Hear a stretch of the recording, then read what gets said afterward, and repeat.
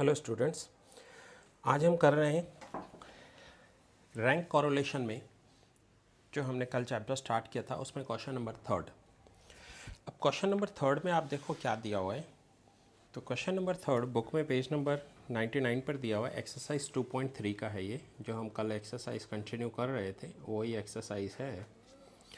अब यहाँ पे दिया हुआ है the following information is obtained by survey conducted by a town planning committee of a state. एक टाउन प्लानिंग कमेटी है जिसने ABCDE 5 सिटीज़ के लिए टाउन प्लानिंग की है और उनका पॉपुलेशन लिखा है और पॉपुलेशन में ग्रोथ लिखी है। तो यहाँ पर देखिए, जो क्वेश्चन नंबर 1 और 2 था वहाँ हमें रैंक दिया हुआ था।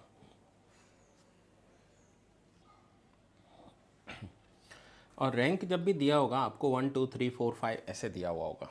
और वो रैंक किसको दिया जाता है? जैसे आप स्कूल में क्या होता है कि जिसके हाईएस्ट मार्क्स आते हैं उसे फर्स्ट रैंक दिया जाता है। यहाँ पर हमें रैंक नहीं दिया हुआ है, तो हमें पहले क्या करना होगा, पहले पॉपुलेशन लिखनी है, उसे हम x लेंगे, ग्रोथ लिखना है, उसे हम y लेंगे, और फिर रैंक्स हमें खुद देने हैं। अब रैंक फर्स्ट रैंक किसे देंगे? तो जो फर्स्ट हाईएस्ट पॉपुलेशन आया होगा, तो जिसका हाईएस्ट पॉपुलेशन है जिस भी सिटी की, उसे हम फर्स्ट रैंक देंगे। तो यहाँ पर देखिए 57, 45, 14, 18 और 8। तो हाईएस्ट किसकी है? तो ए सिटी का हाईएस्ट है, तो ये x है, यहाँ हम रैंक ऑफ x देंगे फर्स्ट।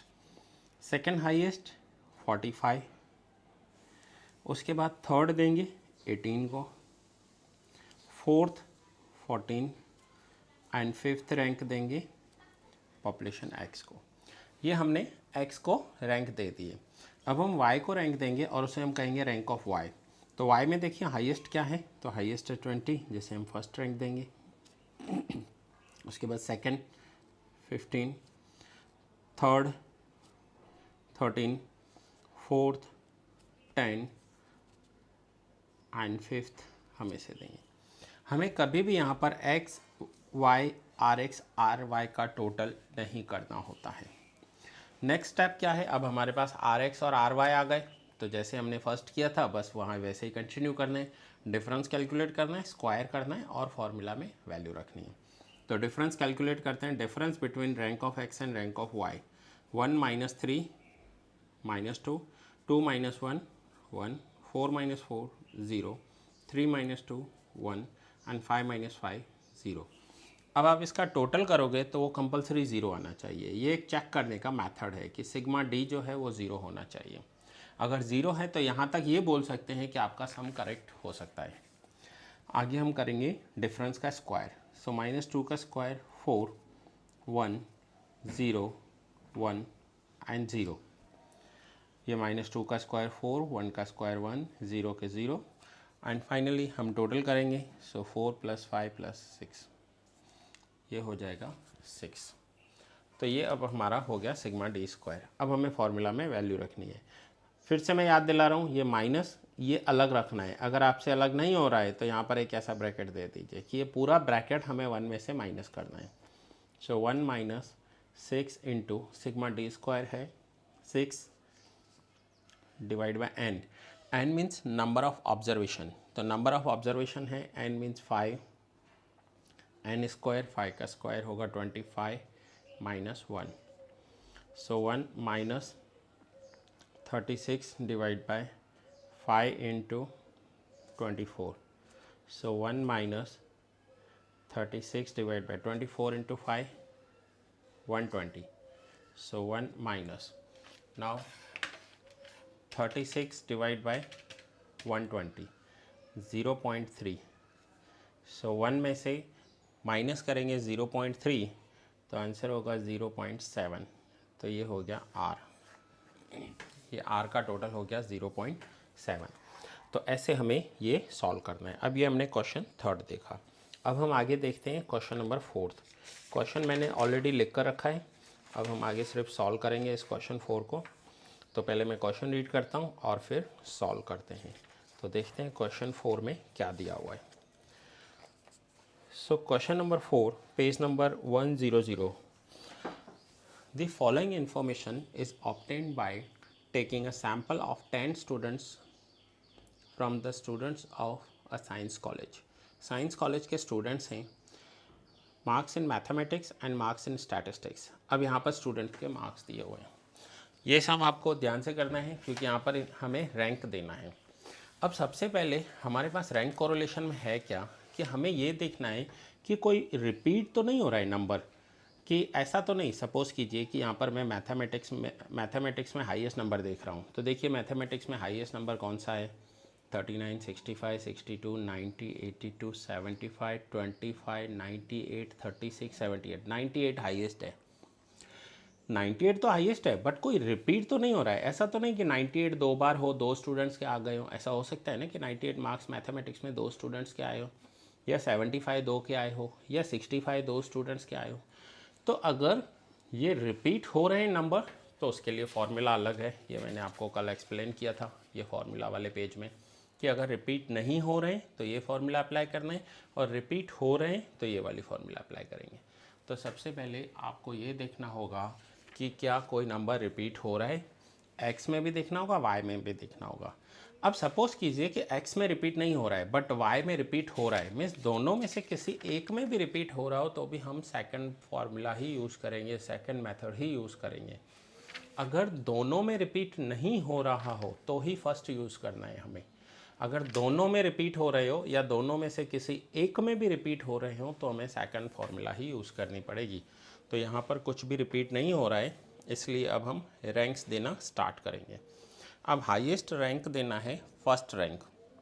अब यहाँ पर देखिए मैंने क्या किया था आगे वाले सम में, यहाँ पर मैंने एक्स वाई पहले लिखे थे, rank of X rank of Y बाद में लिखे थे, ठीक है। और अब यहाँ पर मैंने क्या किया है, यहाँ पर मैंने एक्स पहले लिखा है, फिर रैंक ऑफ एक्स लिखा है, फिर वाई लिखा है, रैंक ऑफ वाई लिखा है। कॉलम से कोई फ़र्क नहीं पड़ता, आपको जैसे कंफर्टेबल लगे वैसे आप बनाओगे। ओवरऑल हमें काम में तो सिग्मा डी स्क्वायर ही आने वाला है और कुछ भी काम में नहीं आएगा। तो सिग्मा डी स्क्वायर पर तो कोई फ़र्क नहीं पड़ेगा। आप कॉलम्स पहले एक्स वाई बनाओ, फिर rank of X rank of Y बनाओ, या एक्स के साथ एक्स के रैंक्स, वाई के साथ वाई के रैंक्स बनाओ। सो कोई फ़र्क नहीं पड़ने वाला। अब इसमें फर्स्ट रैंक किसको दिया जाएगा वो देखो।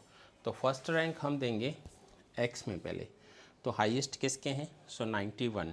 सो 91 को हम फर्स्ट रैंक देंगे, ये है फर्स्ट, सॉरी 98 को फर्स्ट रैंक देंगे। सेकंड रैंक, तो यहाँ पर देखिए 90s में और कोई है, तो 90s में ये है 90, तो यह रहा 90 को हमने सेकंड रैंक दे दिया। अब 90 को सेकंड रैंक देने के बाद हम नीचे आएंगे 80s में कितने हैं, तो यहाँ पर आप 8 सर्च करेंगे ना, आपको मिल जाएगा कि 80s में कितने हैं। तो देखिए 80s में एक ही मिला हमें ये, तो 80s में एक है, तो ये रहा इसका थर्ड रैंक। अब हम आ जाएंगे 70s में, तो 70s में कौन कौन है, तो 70s में 7 देखिए, एक ये है 75 और ये है 78, तो हम 78 को फोर्थ रैंक देंगे और 75 को फिफ्थ रैंक देंगे। अब 70s हो गए, तो 60s में देखिए 66 कहाँ लिखा हुआ है, तो ये देखिए यहाँ 6 है, तो 65, 62, अब ये दो में 6 है। तो अब हम ऑलरेडी 5 नंबर्स तो देख कर आए हैं, तो अब हमें क्या करना है, 6 नंबर देना है यहाँ पर। 65 में 6, 62 में 7, अब ये 60s में हो गए। फिर आपको 50s में चेक करने हैं कि 50s में कौन से नंबर आ रहे हैं, कि कोई नंबर 50s में है, 50s में कोई भी नंबर नहीं है। हम ऑलरेडी 7 नंबर दे चुके हैं, तो अब आपको क्या है, बाकी बचे हुए नंबर्स देख लो कि बचे हुए नंबर्स कौन से हैं। तो ये 3 नंबर्स बचे हुए हैं, 39, 25, 36। सो 7 नंबर ऑलरेडी हमारे हो गए, 7th रैंक दे दिया है, ये रहा 8th रैंक 39 को। फिर हम 9th रैंक देंगे 36 को और 10th रैंक देंगे 25 को। ये हमने रैंक ऑफ एक्स का कॉलम बना दिया। अब इसी मेथड से रैंक ऑफ वाई का कॉलम बनाएंगे। मैं आपसे रिक्वेस्ट करूंगा आप यहाँ पर वीडियो पॉज कर लीजिए 1 सेकंड के लिए और रैंक ऑफ वाई आप खुद फाइंड कीजिए। देखिए आप कंफर्टेबल हो फाइंड करने में, ये स्टेप मोस्ट इम्पॉर्टेंट है। अगर ये स्टेप करेक्ट हो गया तो आगे सब में तो सिर्फ कैलकुलेशन ही करनी है। तो देखिए स्टैटिस्टिक्स में क्या करना है, स्टैट्स में आपको यहाँ 90s देखना है कि 90s में कितने स्टूडेंट्स के मार्क्स हैं। तो 90s में सिर्फ एक ही है 91 और वही फर्स्ट रैंक हो जाएगा। फिर हम आएंगे 80s में, देखेंगे कि 8 कहाँ पर है। तो ये देखिए 86 है और 84 है, तो सेकंड रैंक में दे रहा हूँ 86 को, थर्ड रैंक में दे रहा हूँ 84 को। अब 80s हो जाने के बाद 70s में देखिए कि 7 में किसी के मार्क्स हैं, नहीं हैं। 60s में तो देखिए 6 कहाँ दिखाई दे रहा है, एक ये रहा 62, 68, 60, ये 3 नंबर 60s में आ रहे हैं। तो थर्ड रैंक तो दे दिया, अभी फोर्थ रैंक किसको जाएगा, तो 68 को, फिफ्थ रैंक 62 को, सिक्स्थ रैंक 60 को। एनी हाउ आपको रैंक देने हैं जैसे आप स्कूल में देते हो, हाईएस्ट को फर्स्ट रैंक दिया जाता है और फिर रैंक्स कम करते जाते हैं हम। अब सिक्स्थ रैंक हो गया, अब 60s हो गए, अब हम 50s में आएंगे। तो 50s में 58, 53 एंड 51। तो बताइए 58, 53, 51, तो सेवन्थ रैंक किसको देंगे, तो 58 को सेवन्थ रैंक, ये एट्थ रैंक, ये नाइन्थ रैंक और 10th रैंक देंगे 47 को। तो ये हो गए हमारे रैंक ऑफ वाई। अब हम आगे डिफरेंसेस देखेंगे। सो डिफरेंसेस देखने के लिए हमें R X minus R Y करना होगा। So 8 minus 10 minus 2, 6 minus 8 minus 2, 7 minus 7 0, 2 minus 2 0, 3 minus 5 minus 2, 5 minus 4 1, 10 minus 6 4, 1 minus 1 0, 9 minus 9 0, 4 minus 3 1। अब यहाँ पर हमें ये देखना है कि क्या टोटल हमारा ज़ीरो आ रहा है। तो ये देखिए माइनस के 2 एंड -2 टोटल -6 हुए और प्लस में भी 6 हैं। दैट मीन्स हम ये कह सकते हैं कि हमारा यहाँ तक सम राइट हो सकता है। ये ज़ीरो हो गया। सो अब हम आगे सिग्मा डी स्क्वायर करेंगे और फॉर्मूला में वैल्यू रखेंगे। सो -2 का स्क्वायर 4 4 0 0 4 1, 4 का square 16 0 0 and 1, 16 17 18 22 and 8 30। So sigma D square हो गया 30। सो नाउ आगे हम वैल्यूज़ रखेंगे 1 माइनस 6, ये 6 फार्मूला में फिर से मैं बताऊंगा, यहाँ पर आपको ब्रैकेट कर देना है, मिस्टेक नहीं होनी चाहिए। 6 इंटू 30, ये 6 जो है ये स्पेयरमैन रैंक कोरिलेशन की फार्मूला में आता है। Now N means number of observation, तो कितने ऑब्जर्वेशन है 10।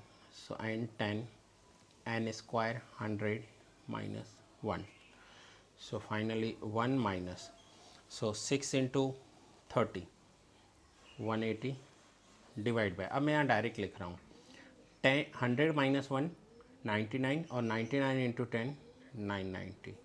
सो फाइनली 1 माइनस 180 डिवाइड बाय 990, तो आंसर हो जाएगा 0.1818 0.1818। कभी भी आप कंफ्यूज हो रहे हो तो आपको क्या करना है कि 4 डिजिट में आंसर लिखना है। अब मैं आगे नेक्स्ट पेज पर कर रहा हूँ क्योंकि यहाँ पर देखिए 0.18181 माइनस 0.1818 कर दिया है। सो माइनस करेंगे तो माइनस कर लेते हैं, तो क्या आंसर आएगा 1 माइनस 0.1818, तो आंसर आ रहा है 0.8182। तो आप क्या लिखोगे यहाँ पर 0.8182 है तो यहाँ पर हम लिखेंगे कि 0.82, ये हमारा फाइनल आंसर हो जाएगा।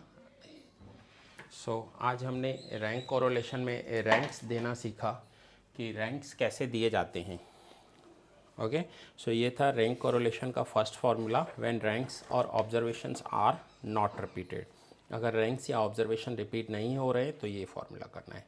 अब हम आगे करेंगे कि रैंक्स या ऑब्जर्वेशन रिपीट हो रहे हों तो क्या करेंगे। सो वो मैं नेक्स्ट लेक्चर में कवर करूँगा और मिलते हैं नेक्स्ट लेक्चर में।